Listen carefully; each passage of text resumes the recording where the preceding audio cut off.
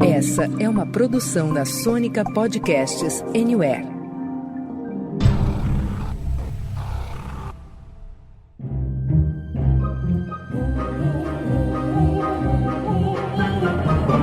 Senta, que lá vem spoiler.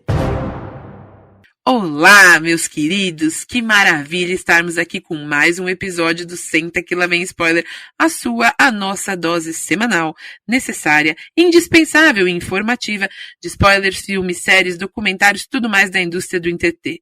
Todas as semanas a gente está por aqui com uma análise crítica cheia de amor ou não das coisas mais legais que são lançadas nos cinemas e também nos serviços de streaming. Gente, meu nome é Paula Trevisan. A essa altura eu acho que vocês já me conhecem, e hoje a gente vai falar de Shining Girls, ou Iluminadas, série que estreou lá na Apple TV no finalzinho de abril. E após 8 episódios, chegou ao fim para a gente poder comentar.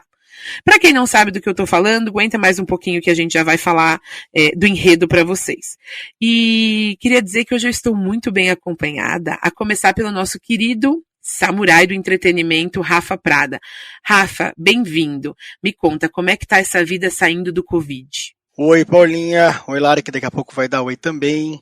Olha, Paulinha, foram alguns dias difíceis e já tô bem melhor agora, graças à nossa deliciosa vacina. Não espera... Aliás, não vejo a hora de tomar a 4ª dose. E queria pedir desculpa já de antecedência aqui, de antemão, que talvez eu espirre, tussa, engasgue, enfim. Eu tô com a voz um pouco deficitária hoje, mas vamos em frente porque esta série merece uma baita série, né? Sem dúvida, e viva a vacina. Quem também está aqui com a gente, segundo o spoiler do Rafa, é a nossa Lari, nossa musa catarinense. Lari, fala pra gente como é ser a atual campeã da taça mais cobiçada do entretenimento podcaster desse Brasil. Para quem não sabe, Lari ganhou o bolão do Oscar do Senta que lá vem spoiler, que foi muito concorrido, teve porrada, teve pancadaria e ela saiu vitoriosa. Conta pra gente. Eu tô me sentindo pressionada já, viu? Oi pro pessoal que tá nos ouvindo, oi Paulinha, oi Rafa. Cara, depois de ganhar um prêmio desse, o que é o Oscar na fila do pão, não é mesmo? Já tô me preparando para a próxima competição que tô quente. Eu só digo que você vai ter que vir com muita garra defender esse cinturão, porque minha filha, eu já tô com a listinha. Eu já estou com a listinha do ano que vem. Mas muito bem, gente, antes da gente mergulhar de vez, eu queria fazer um convite para você que está entrando pela primeira vez ou pela 10ª, aqui no Senta que lá vem spoiler. Vocês já devem saber que é possível avaliar os podcasts no Spotify. Então é só digitar Senta que lá vem spoiler na busca e dar quantas estrelinhas você achar que a gente merece. São 5. Vai lá, eu já dei a minha nota, a gente aguarda de vocês. Eu tô brincando, sintam-se livres para avaliar a gente com 4 ou 5. Aproveite para seguir a gente também no seu agregador de podcast favorito e receber em primeira mão todos os nossos episódios, que são semanais, às vezes 2, às vezes 3 vezes na semana. A gente não perde um lançamento. E vamos lá, vamos de trechinho de Iluminados. Memories are fragile. I want us to sketch out the right man. We just need enough details for someone who knows him. It won't work. No one knows him. Earlier this morning, city workers found a body from a young woman called Julia. 6 years ago, I was cut up like her. What someone did to Julia, they tried to do to you. If you trained to be a reporter, then this is your story. After what he did, things aren't how they should be. It starts with little things. And then big things. And nobody remembers anything different.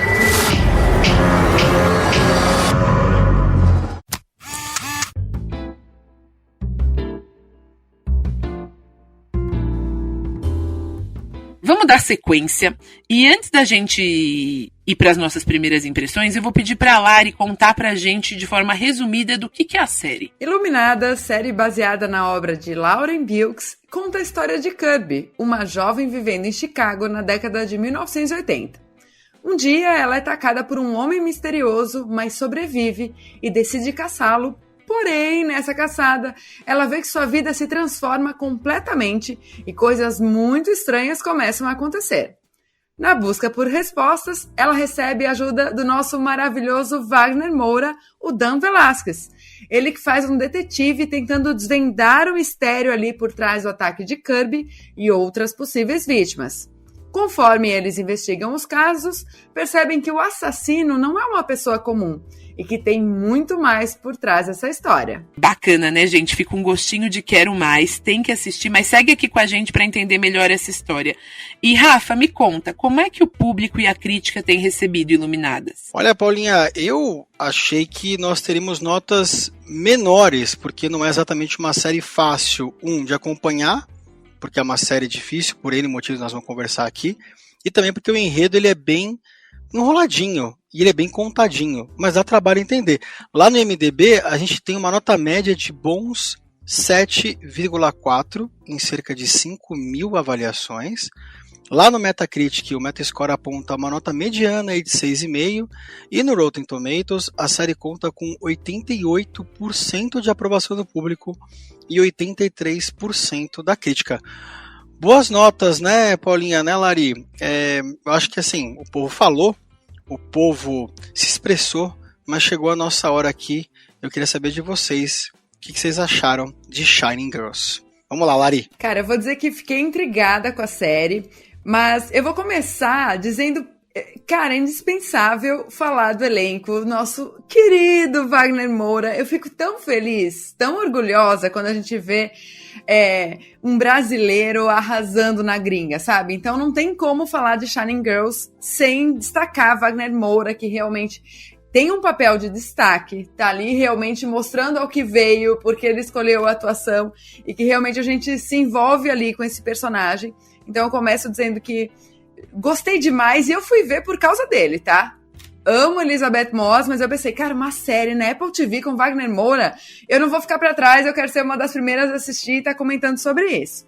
E aí, já citando ela, né, a Moss, eu gosto muito dela desde Handmaid's Tale. Essa mulher tem uma expressividade, um olhar assim que você já congela, fica vidrado ali na tela, e ela realmente tem uma personagem que é intrigante, que tem uma evolução muito interessante entre os episódios. Então eu acho que é um destaque bem importante nesse personagem da Kirby, pra gente realmente acompanhar toda essa trajetória ali que ela tem no desenrolar da série, e esse crescimento que ela aponta também.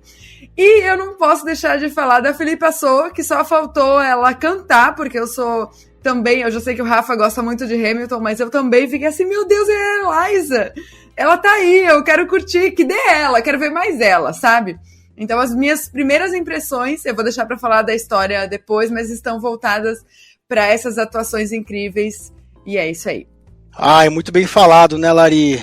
Olha, eu diria que a tríade ali, Elizabeth Moss, Wagner Moura e o Jamie Bell, claro, também, segura muito bem a série, né? Vocês têm ali 8 capítulos bem recheados em torno desses 3 atores. Eu realmente esperava pouco da série, porque quando você não conhece, a expectativa é baixa. Eu sabia que era inspirado num livro, claro, mas é sempre difícil filme ou série baseado em livro, a não ser quando é o Stephen King, aí é muito ruim mesmo, normalmente.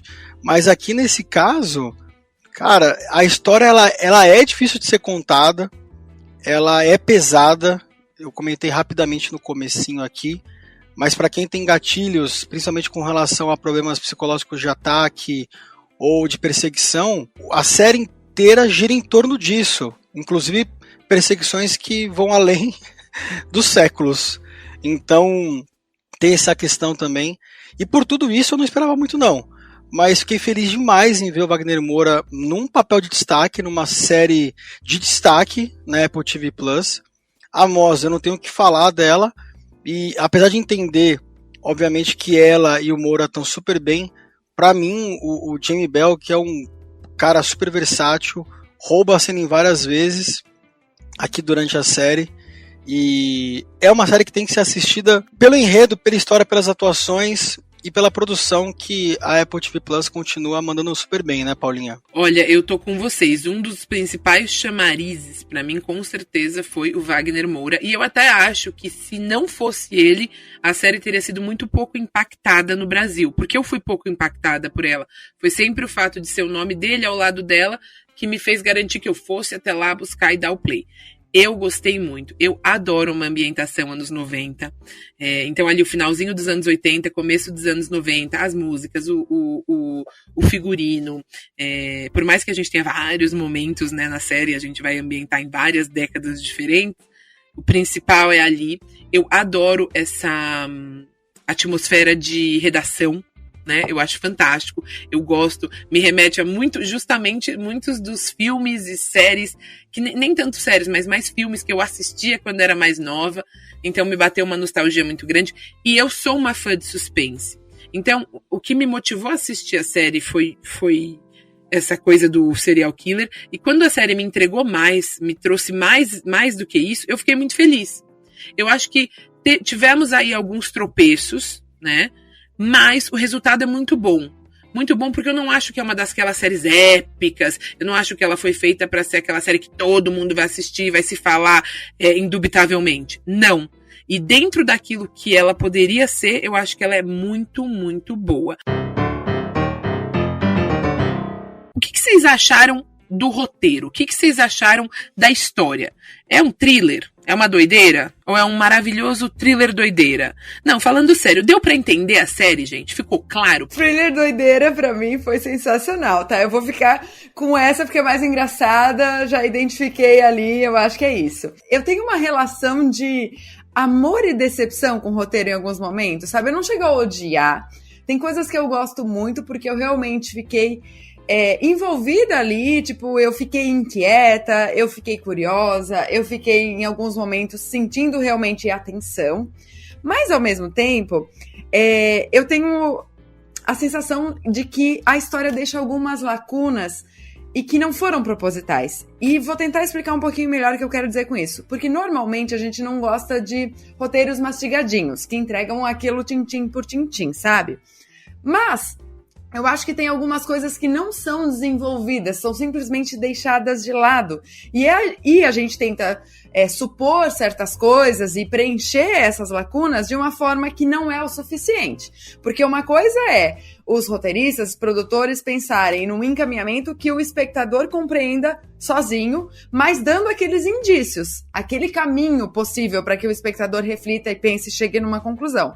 Mas eu acho que certas coisas de fato ficaram esquecidas e a gente tem que ficar juntando os pontinhos e que foram realmente vacilos, sabe? Eu acho que alguns desenvolvimentos de alguns personagens ficam meio de escanteio. Quando você pensa, cara, vai desenvolver o personagem do Dan. Ele vai falar mais sobre o alcoolismo, as dificuldades que ele tem no dia a dia de relacionamento, a relação dele com o filho. E aí quando você pensa que ele vai entrar nisso, ele não entrega, sabe? Então, eu gosto muito da forma como a série é tratada narrativamente no sentido da história ser legal e de a gente ver a evolução da personagem principal, que é a Kirby. Eu acho isso importante quando a gente não encontra a mesma personagem no início e no final, e isso realmente tem um arco interessante para ela, de evolução, mas por ter esses 8 episódios, eu acho que podia ter desenvolvido mais os personagens coadjuvantes que são muito importantes ali, sabe? Eu queria ter visto mais do Harper, o relacionamento dele com a casa. A gente vai desenvolver mais depois, mas enfim, eu acho que algumas coisas ficaram faltando. E aí essa confusão, que é legal de assistir, quando a gente começa a pensar no roteiro, gera uma frustração. É aquela série que você assiste pra se divertir, mesmo sendo um serial killer ali, né, mas você vê tipo, vou aproveitar uma série bem produzida. Agora, se você quer analisar realmente, você pode sair meio indignado que tem algumas incongruências ali. Interessante, Lari, você comentar isso, porque eu vi uma entrevista da Moss. A Elizabeth Moss, ela não só estrela a série, como ela também é produtora da série. Ela dirigiu, inclusive, 2 episódios, né, e ela lamentou muito que eles não tiveram mais episódios para poder contar um pouco mais a história, né? Então, assim, foram 8 episódios e ela fala isso, ela fala, eu queria ter tido mais para poder contar mais, mas eu tinha só 8 episódios. E a gente vai até falar mais, acho que daqui a pouco, sobre isso, com relação à continuidade ou não da série, né?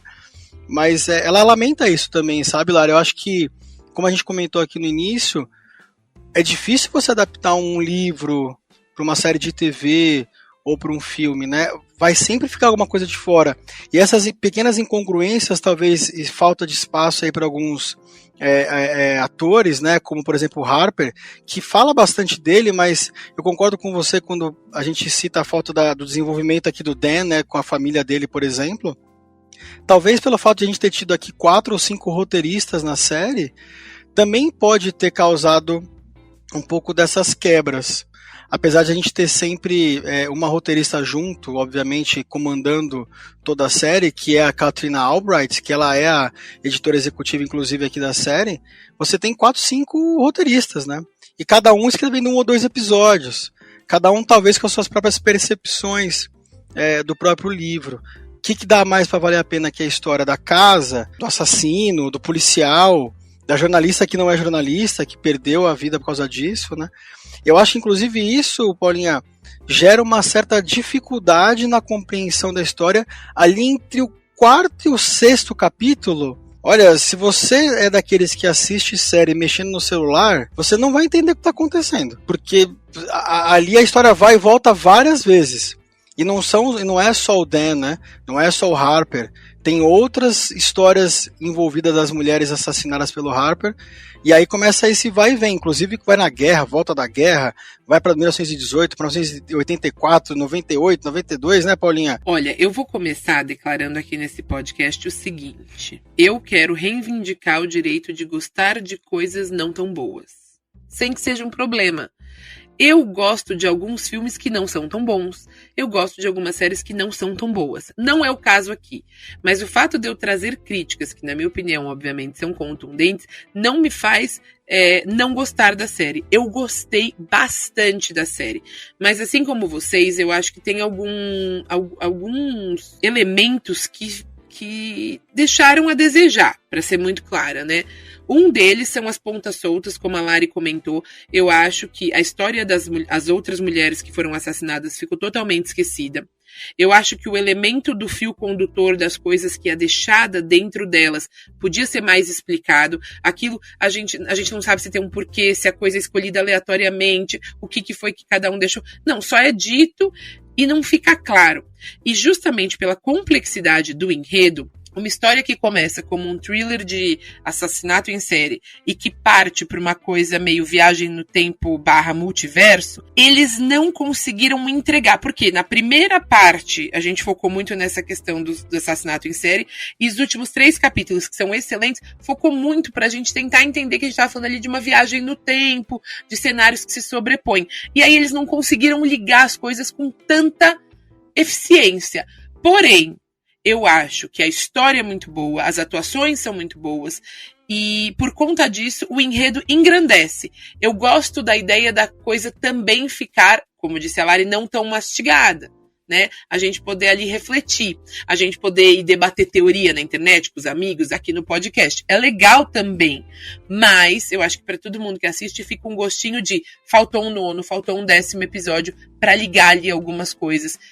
Seria muito bom. Então, não é que, em nenhum momento não é que fica mal feito, é que fica faltando. E a gente pensa, será que vai vir mais? Não sei. Pensando nisso, né, que algumas pontas ficaram soltas.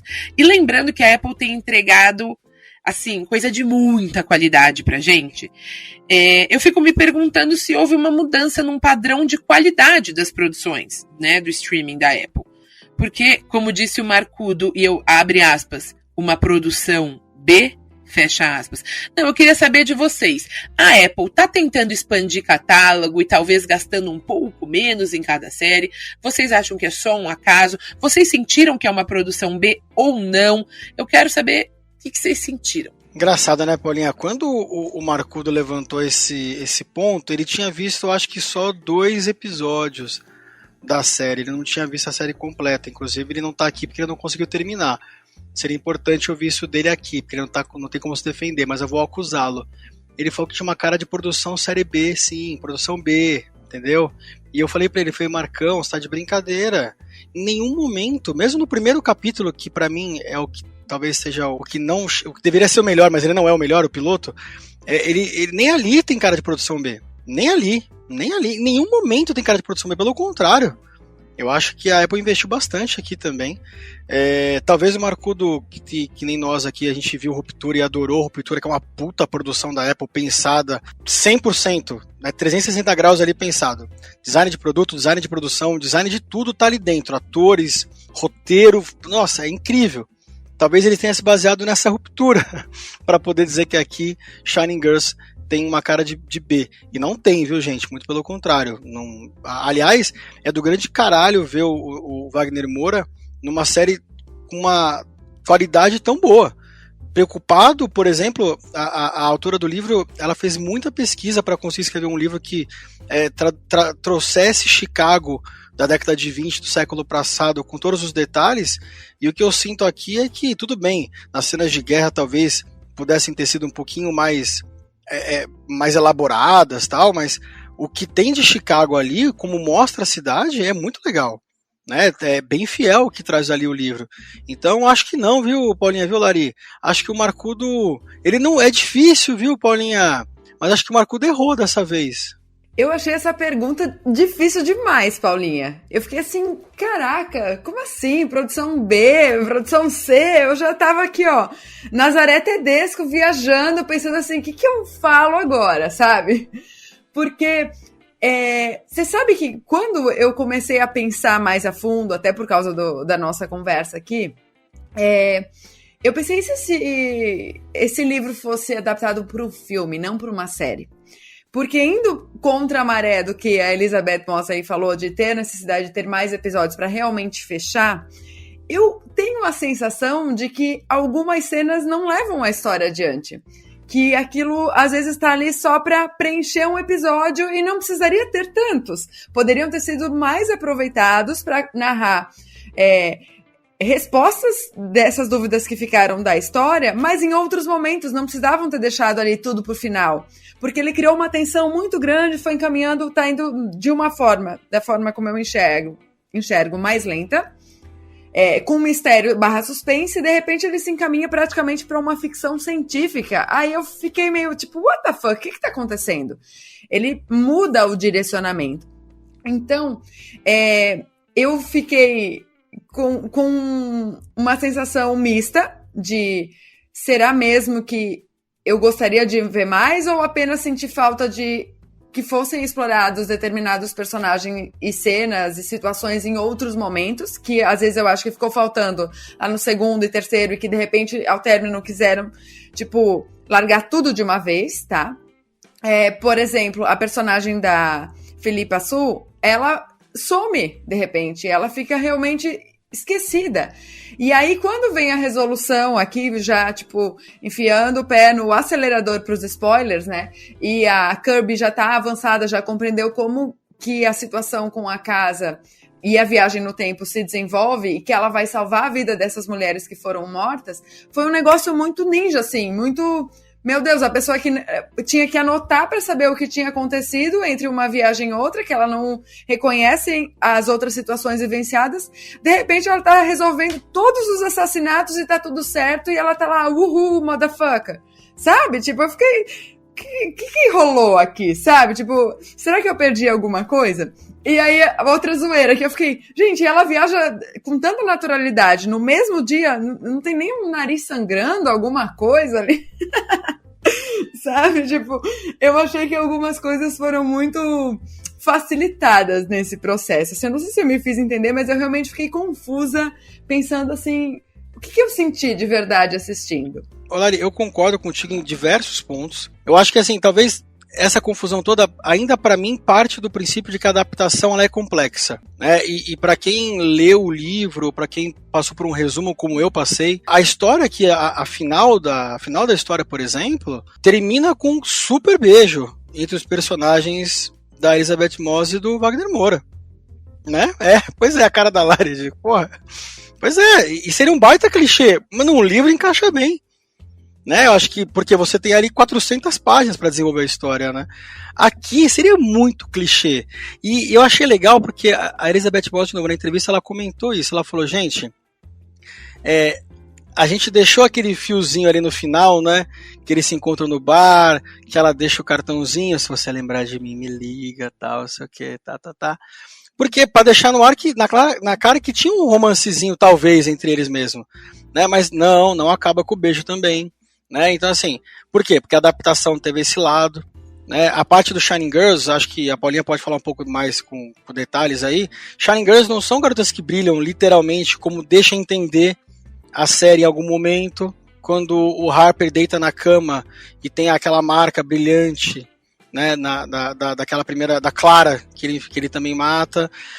Não é isso, são mulheres brilhantes, literalmente de capacidade profissional, né?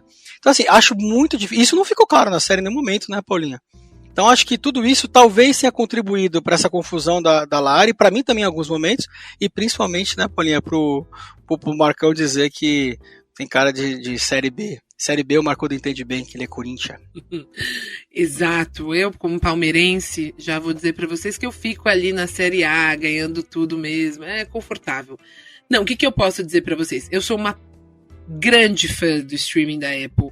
Eu sou apaixonada por Ted Lasso, é uma série que me deixa feliz. Eu adoro The Morning Show. Eu achei Pachinko e os seus 15 milhões de dólares gastos por episódio uma série fenomenal. Então, assim, eu sou uma fã do streaming. E eu discordo que é uma série com produção B. Novamente, como vocês dois pontuaram, existem problemas de roteiro, e aí até concordo com o Rafa, e esse problema de roteiro ele vem numa dificuldade de adaptação. Eu vou me permitir discordar de 2 pontos aqui, um de cada um. Eu já acho que a evolução da Kirby foi muito bem feita, Lari. Eu vi essa mudança dela, eu achei que eu vi essa mudança dela de uma vítima que estava perdida, que não estava entendendo o que estava acontecendo, e ela foi ganhando ares de empoderamento sobre a história mesmo. Eu senti isso, que culmina no último episódio. Aí eu vou discordar do Rafa, eu não acho que ficam felizes para sempre. Eu acho que ela tá ali numa posição mais amarga, mais tudo nela mudou porque a casa vai mudar. A casa, ela tem esse componente, entre aspas, maléfico, que também não ficou claro, né, gente? Então, assim, a casa é só uma máquina do tempo ou ela é uma máquina do tempo do mal? Né? Da onde que entra essa história de matar, ou matar era do Harper?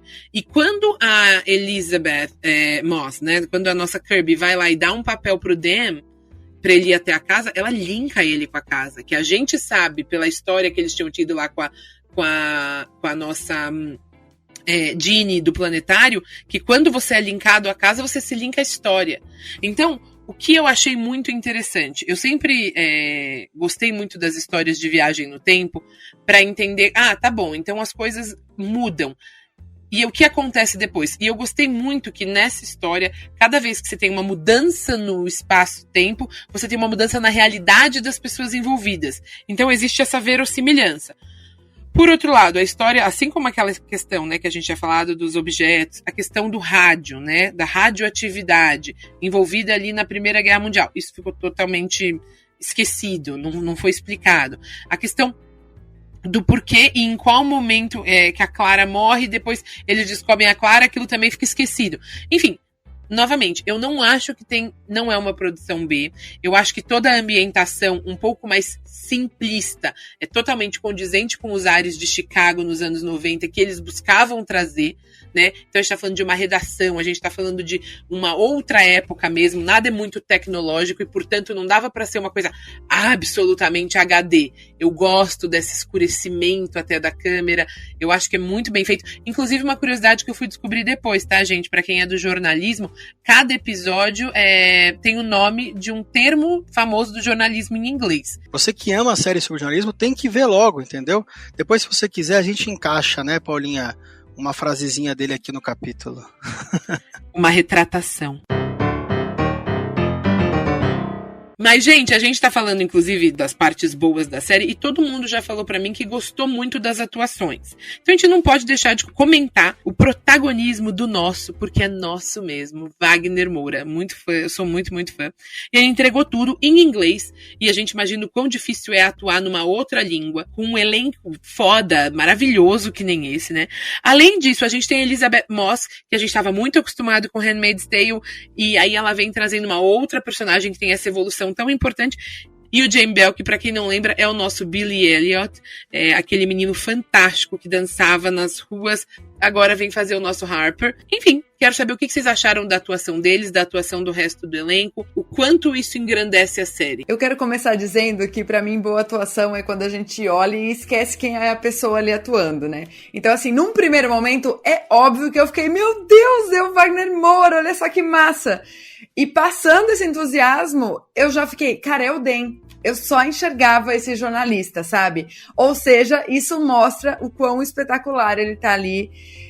A gente sente as aflições desse personagem, a tristeza, aquela vontade de ajudar a Kirby e identificar quem que é o assassino, como é que ele vai contribuir ali pra saber o que aconteceu de fato com essas mulheres. Ele realmente tá muito envolvido e é um profissional muito dedicado e que sofre muito na vida pessoal. Então essa oscilação a gente consegue realmente acompanhar nas suas feições, sabe? A gente realmente entra no barco com ele. E a Elizabeth Moss, gente, ela consegue fazer um olhar de sofrida que, meu Deus, a gente sente dó. Eu só penso, dei um personagem pra essa mulher de uma mulher feliz, assim, sabe? Porque eu preciso ver ela sorrindo em alguma série, algum filme, alguma coisa, que eu não aguento mais ver essa mulher sofrer. Ela tem um olhar que a gente fica assim, meu Deus, eu olho pra você, eu já vou lá abraçar, sabe? Apesar de que, tipo, só pra fazer um parênteses e dar uma moral pra ela tem um olhar de louca lá no filme Nós, que eu penso, dei mais papéis assim pra ela, que eu quero ver mais ela com aquela outra cara, sabe? Ou feliz, ou sorrindo, enfim. Mas voltando à atuação dela, ela tá bem demais nas angústias da personagem, e já trazendo ali pro Jamie Bell como Harper. E esse cara tá um psicopata completo, né? Tipo, você olha pra cara dele e você fica assim, meu Deus, se eu te visse na rua, eu atravessava, porque ele dá muito medo, tem uma situação de observador, assim, diante dessas mulheres, que realmente é intimidador, e ele representa isso de verdade. Eu já mencionei, né, que eu queria ter visto mais da Philippa Soo, porque eu acho que essa personagem devia ter sido mais explorada, mas dentro ali da aparição dela, também gostei da personagem. Exato, a Philippa tá maravilhosa como a nossa Ginny, que faz ali aquela fodona do planetário, maravilhosa. O que eu vou contar pra vocês é que logo no primeiro episódio, eu tava encasquetadinha com o Wagner. Eu achei que ele, por os primeiros 15 minutos, tava um pouco desconfortável. Foi a impressão que eu tive. Eu fiquei pensando, será que é porque ele tá atuando em inglês? Mas eu já vi ele atuando em inglês, mas eu não sei. E aí aquilo soltou, parece que desenrolou, e ele está brilhante, como sempre. Eu acho que ele tá muito, muito bem. A Elizabeth Moss também tá muito, muito bem. Eu ainda prefiro a atuação do Wagner Moura e a atuação do Jamie Bell. Eu acho que como Harper, ele acertou o tom exato necessário para interpretar aquele serial killer. Eu acho que ele tá, como disse a Lari, ele tá na verve da loucura sem tá louco. Ele parece aquela pessoa contida, calculada, mas que de repente ele solta um sorriso que te deixa com muito medo. Aquele cara que tá te observando à distância, mas ainda não tá te atacando, mas de repente ele te atacou. Enfim, eu acho que ele achou um tom muito bom, desde o tom de voz, dos sorrisos, do trabalho de corpo. Achei que ele tá muito, muito bem colocado. E só que a gente traz os elementos aqui, né, que a gente vai descobrindo, parece que o Wagner Moura e a Elizabeth Moss se conectaram super, ficaram grandes amigos. E o Wagner Moura até falou que uma das coisas que ele trouxe de curioso das gravações foi que ele já teve algumas experiências como diretor, a gente sabe, né, com Marighella, com Narcos, ele dirigiu alguns episódios, mas que ele ficou com muita vontade de se dirigir, porque ele viu tão de perto ela fazendo isso, e aí despertou isso nele. Então vamos esperar, que eu acho que veremos coisas muito boas dele também nesse sentido. Ou seja, mais frutos que essa parceria maravilhosa está nos trazendo. É verdade, né, Paulinha? O Wagner Moura, o pessoal fez muito comentário sobre como que seria a atuação dele em inglês, né? E algumas pessoas disseram, o primeiro capítulo um pouco sofrível e tal. Eu achei que ele mandou bem desde o primeiro capítulo mesmo. Acho que ele estava super bem, super tranquilo. Eu acho que um porém aqui, talvez, E Elizabeth Moss, você poderia ter colocado o nome dele de Daniel Silva, não Dan Velasquez, entendeu? Desculpa, não há nenhum brasileiro chamado Dan e muito menos Velasquez, tá? Ou é argentino ou uruguaio com esse Velasquez aí, mas tudo bem, a gente deixa passar, tá bom. Então assim, cara, ele tá muito bem, eu acho que ela tá super bem, mas pra mim o Jamie Bell, que é o Billy Elliot, já vai fazer 22 anos que ele fez esse papel do Billy Elliot. Ele também tá em Rocketman, super bem, né, como Bernie, companheirão do Elton John. Ele é um ator muito versátil, mas eu gostei demais dele aqui. E ele encaixa direitinho, né? As pessoas ofendem ele, né? Que ele é baixinho, magrinho, pequeno, mirrado. Isso deixa ele cada vez mais puto. Ele tá muito bem no papel. E só lamento com a Malari que a Felipa Su, a nossa Jin-Suk aqui, a Ginny, ela tenha tido pouco espaço mesmo. Porque é o primeiro papel de destaque que ela ganha, né? Depois do baita sucesso que Hamilton fez no mundo inteiro. Mas de qualquer maneira, é um elenco muito afiado, muito, muito, muito bem dirigido aqui. Wagner Moura, nós chamamos, filho. Vai se dirigir porque você vai mandar bem demais, temos certeza disso. Gente, a gente adorou a série, tá muito claro aqui, mesmo com todos os defeitos e tropeços aí, a gente gostou. Então eu quero saber de vocês. A série vai ser renovada para uma segunda temporada? E mais especificamente, Lari, a série deve ser renovada para uma segunda temporada? Deixa eu fazer só um parênteses, eu já vou responder essa pergunta, mas eu tava pesquisando um negócio só pra poder falar como resposta pro Rafa e depois eu dou a resposta, tá? Mas essa coisa até dele falar português na série, isso rolou uma discussão com a produtora e ele pediu pra falar português, coisa que o personagem principal seria porto-riquenho. E aí ele conseguiu provar que existe o sobrenome Velasquez no Brasil e sugeriu, e ela depois, super aprovou, achou que ficou super legal. Então é uma justificativa. Uma das minhas maiores indignações era, e o Wagner Moura não falou nada? Ele topou interpretar um Velasquez brasileiro e não falou nada, porque a gente conhece a postura dele, né? Muito claro, ele tem o hábito de se posicionar. Então agora você explicou tudo, Wagner, eu posso te amar incondicionalmente. Pra mim, podia terminar ali, tá? Eu sei que ficaram algumas respostas pendentes, mas eu tenho muito medo do que eles vão acrescentar e se não vai virar um Doutor Estranho no universo da loucura nessa viagem dessa casa louca ali, de que tudo pode, tudo viaja, de que tudo se resolve, sabe? Eu acho que não tem que ter, não, uma segunda temporada. Acho que acaba ali, acaba bem. O livro termina com os dois juntos, a série dá a entender ali que pode ter alguma coisa no futuro, as mulheres não morreram. Acho que não precisa contar mais nada. Aquele insight bem rápido aqui. Só se ela, a Kirby, se transformar numa assassina por estar no comando da casa. Aí vamos ver o que pode acontecer. Lari, você sabe que eu pensei nisso? Não, a hora que ela entra na casa eu pensei, vixe, porque as pessoas se matam dentro da casa por algum motivo. Alguma coisa acontece com as pessoas. Ou elas precisam alimentar a casa, como ele dá a entender em algum momento ali com os assassinatos e tal, ou porque não aguenta mais, né, lidar com a casa em si, mas seria um baita de um plot twist. Olha, eu vou dizer que não vou chover no molhado, eu tô com vocês, ia dar uma esticada ali, talvez desnecessária, ou a Apple tivesse colocado um 9º, um 10º episódio, ou para por aí. As pessoas precisam aprender com Phoebe Waller-Bridge. Ela deixou Fleabag num local etéreo que nunca vai ser alcançado. Não importa o quanto ofereçam para ela para fazer a terceira temporada, ela já falou 1 milhão de vezes, não vai ter. A história da Fleabag já foi contada e para ali. Eu acho que é isso, a história da Kirby foi contada, ficou pano pra manga pra nossa imaginação, então vamos todos em casa pensar, Apple, estamos prontos para outra. Vamos de notinha? Quero saber aqui de vocês, de 0 a 100, quantas poltronas amarelas vocês dão para Shining Girls? Paulinha, Lari, dentro do que nós conversamos aqui e mantendo a coerência, ótimo elenco, boa atuação, boa direção também aqui, um roteiro um pouco confuso, umas pontas soltas, não dá para dar 100 poltronas, não dá para dar 90, mas eu vou deixar aqui Shining Girls com 82 poltronas amarelas. É uma série muito legal, que vale a pena assistir por tudo que nós falamos aqui. Bom, eu vou na mesma linha do Rafa, eu vou descer só algumas poltroninhas, porque eu não quis dar mais de 80. Então eu vou de 78 poltronas amarelas, por tudo isso que nós pontuamos. Gente, a gente tá muito alinhado aqui, acho que a gente pontuou, por mais que a gente tenha trazido elementos diferentes, o alinhamento tá perfeito. Eu tô junto com o Rafa, 82 poltronas amarelas.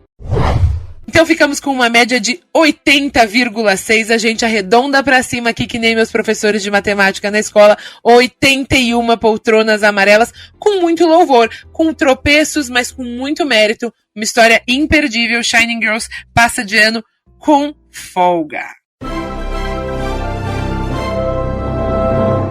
E é isso, minha gente. A gente fica por aqui com mais um episódio recheado de debates bons para você ouvir, fazendo uma caminhada, tomando um banho ou desbravando mesmo as incertezas e teorias sobre viagem no tempo e sobre o final de Iluminadas. Muito obrigada. Como sempre, eu amei o nosso papo. Vejo vocês no próximo episódio. Um beijão. Valeu, Rafa. Valeu, Paulinha. Até mais. Ah, que delícia. Eu até gosto do Sansa, do Marconi do Cunha, mas prefiro gravar com Lara e Paulinha.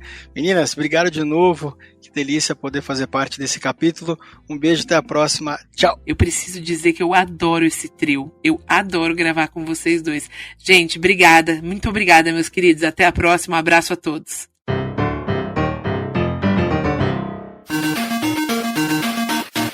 O Senta Que Lá Vem Spoiler conta com a edição de Norberto Notari, direção de arte de Renato Sansão, produção musical de Rodrigo Maestro. Essa é mais uma produção original da Sônica Podcasts Anywhere. Você encontra mais do nosso trabalho em sonicapodcasts.com. Valeu pela companhia e... Ei, alguém atende de telefone?